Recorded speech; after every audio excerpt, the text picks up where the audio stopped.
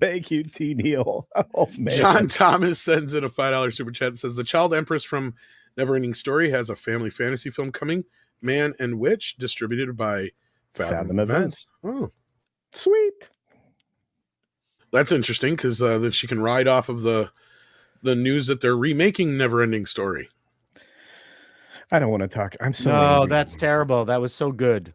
Yeah, you don't have to remake it. Just do another sequel because it's never ending. That makes more sense. Yeah, I know. Yeah, That's one of the ones I forgot to mention last week when we were discussing all that stuff. Ah.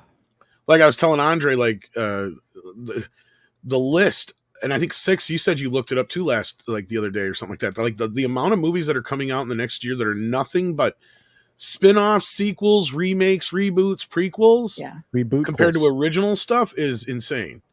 Yep. Well, look at the box office this week. You have sequel, top 3 spots: Ghostbusters, Dune, and Kung Fu Panda. Thank you. Yeah, I mean, can help. I know you're risk averse, guys. I really do. Just spend $20 million on 10 movies, please. You know what the perfect irony, though?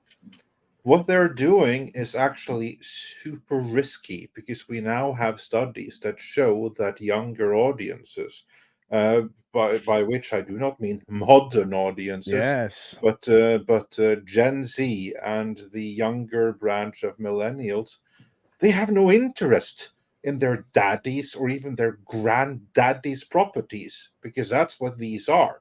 They have no relation to this stuff. This is stuff that their parents and grandparents are into. They want their own new stuff for them, and they're not getting it. And you know what? That is a point of view that I absolutely can get behind. I just know in my own personal experience how my dad tried to get me into the stuff that he liked, and for the most part, he failed.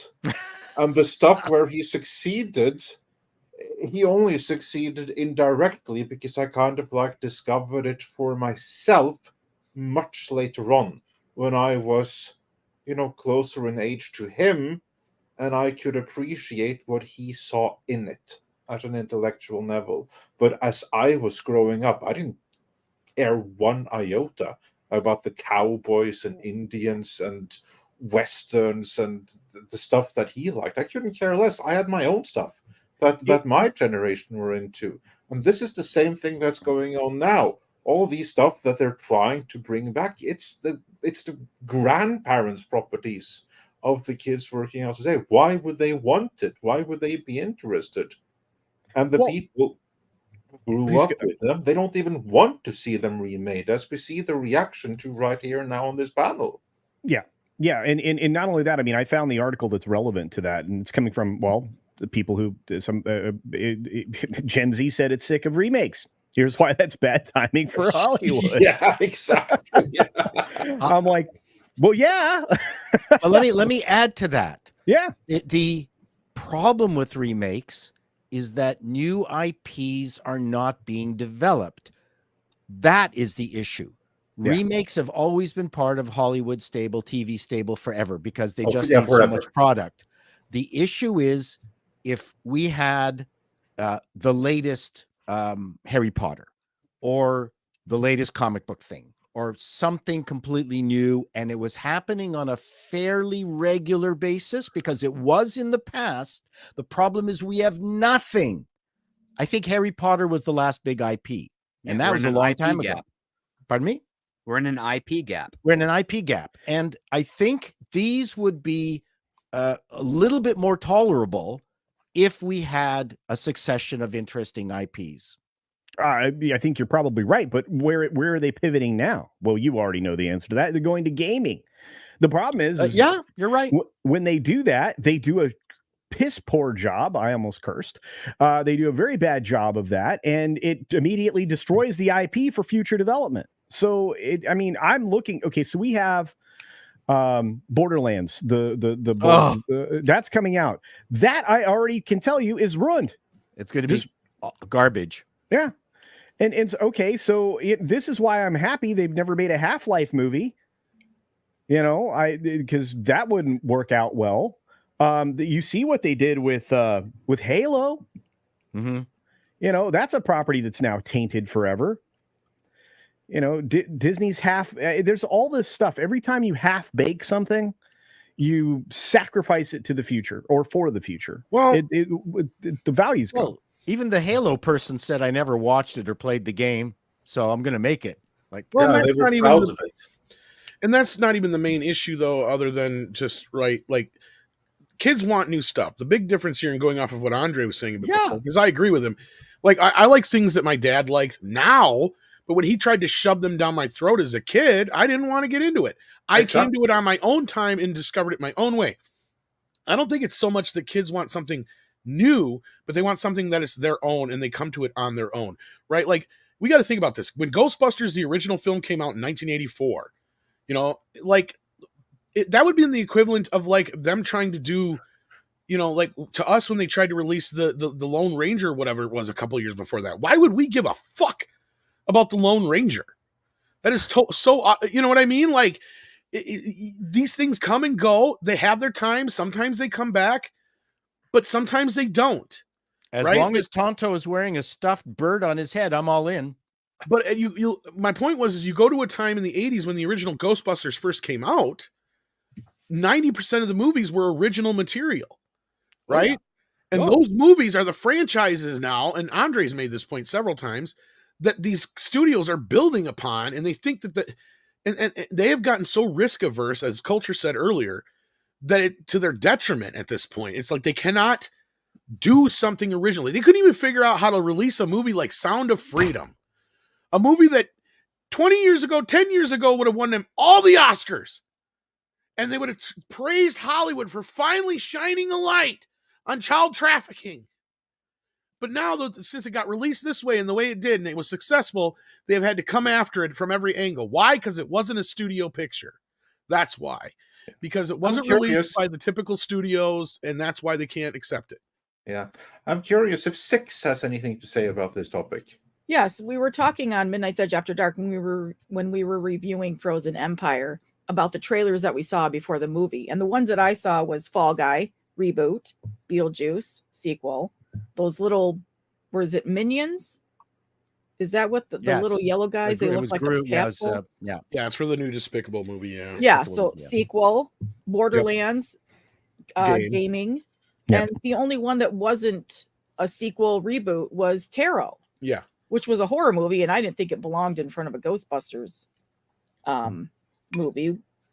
What is Ghostbusters rated, or Frozen Empire rated? PG-13? PG-13, but yeah, I thought that trailer was a little scary to be paired up with Ghostbusters, but I didn't even realize that this was all the sequels reboots until, we were talking about it on the stream. And I wonder, what are the kids? There was a boy, he was probably 10 years old, sitting behind me. And I thought, if he even thought about it, what does he think?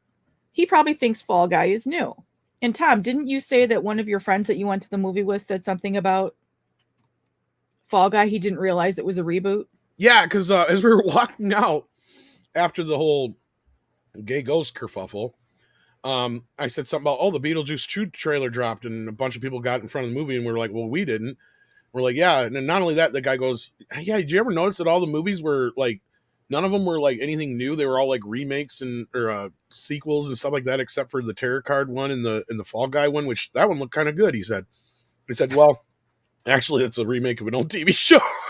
He's like, oh, well, shit. Yeah, and it's something that maybe he would have heard about, maybe when he was a kid, or, maybe his mom or something watched it before he was born. But I think we're to the point, I know that I'm to the point, I forget that these are movies that are from when I was a teenager, preteen, like the Beetlejuice. I can't remember how old I was, but I was a youngling. I was pretty immature. And now to see this coming back, it doesn't even faze me anymore, because I'm so used to having it just I don't want to say that, but just having all these sequels and reboots around me. Well, but this has been right. But this has been a problem since 2016, Six. And I actually like sequels. See, this is the thing I hate about this conversation, because Paulie brought up a point. Yes, Hollywood needs sequels and reboots to kind of keep, to try to do the other things, right? And then hope to have like a Rain Man or something like that that'll hit. Yes. But we 90% or more of the stuff that we're like, look at There this. you go. That's the problem. That's the problem. That's the problem. Yeah. We need more Sound of Freedoms, less, Deadpool 3s and stuff like that. Is the Because whole we point, then just become cynical of the industry. If we're not already. I mean, I see it as a cheat. But it's always been there. Yeah. I see it as lazy, and but I'm with Tom. When there's a time and a place for things to come back.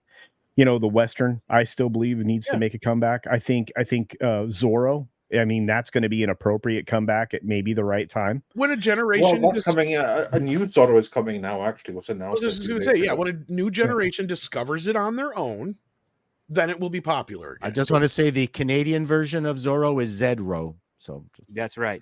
And last year Netflix did or not Netflix, Amazon did the Spanish Zorro, which is actually not bad. Except it's called El Zorro. Something like that. Well, and if I sit down to write a script, let's say I sit down to write a Star Wars script, I'm writing fan fiction until somebody gives me a check.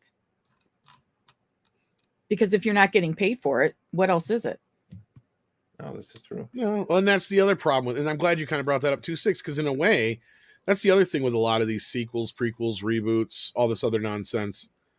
None of them really have any kind of pedigree behind them that have anything to do with the original creators most of the time. The exceptions being the very few slim, like Ghostbusters, where you literally have Jason Reitman, who was the world's first Ghostbuster fan. And he can actually say that because he was on the set before the movie ever came out. He was the first one to know who they were and all that kind of business. So you actually have the world's first Ghostbuster fan and an actual bloodline working on that franchise. Otherwise, Tim Burton coming back for Beetlejuice is the only other one we could point at here and going, yeah, they actually have somebody behind it that is back from the original stuff. But even Star Wars is a great example, right? Because we were all sitting here going, why aren't they bringing back any of the people that worked on Star Wars? Like, where is everybody? Like Ben Burt and all these other people, where are they? Even Rick McCallum, like, where was he? Like, he left. Oh, he pieced the fuck out. Like, he disappeared. He left literally a few months before Kathleen Kennedy replaced him, and that was very suspect. He's on a mountain in Tibet or something. Probably. Actually, Austria. He's in Austria, I believe. Oh, okay. Pretty close. There you go. See? No, but I think that's the other problem too. So, like, as I was getting to, is a lot of these are basically like overblown fan films, if you ask me. I think Beetlejuice might be a fan film too, because it's written by Al Gough and Miles Miller. And those are the guys that wrote Smallville, and they wrote the Wednesday series. And I don't think they've really ever done a big feature film level before. So I've got justifiable apprehensions, even though I like the fact that Burton's coming back. We got Michael Keaton back, and we also have Catherine O'Hara and Winona Ryder, and Jenna Ortega, who again is a rising name in the industry. That's a lot working in its favor. But at the same time, it's like, will that be able to make up for the fact that you've got a couple of writers who are basically known for taking teen angst and putting it into other genres? Well, my prediction for Beetlejuice is that it will do very well, especially considering they got Jenna Ortega in it on top of Beetlejuice. Beetlejuice is one of those sequels that people have been wanting forever, right? There was somebody had said this, and I can't remember who it was, but it's so true. It's like the worst part about Hocus Pocus and Beetlejuice finally getting sequels is now trying to convince all the idiots online for the last decade thinking that they're right now. And it's like, no, you weren't right all this time. This just happened. In fact, you guys are the reason this is happening. Like, because you guys kept putting these stupid things out there and like, oh, there's interest in it. That's why they did it. Duh. Because the Beetlejuice, the sequel has been something they've been talking about for years. And it just never came to fruition. There's been so many different scripts and ideas that have come across that this was just one of those perfect storm moments. And I think that Jenna Ortega is really the writing force of this movie at this point. That if they didn't have her, then I don't think anybody'd really care. Probably, yeah, because just like Timothée Chalamet, she is an actual draw, and the kids love her. This clip was taken from Midnight's Edge in the Morning, which streams live every Monday, Wednesday and Friday at 9 AM Pacific Time on the Midnight's Edge main channel.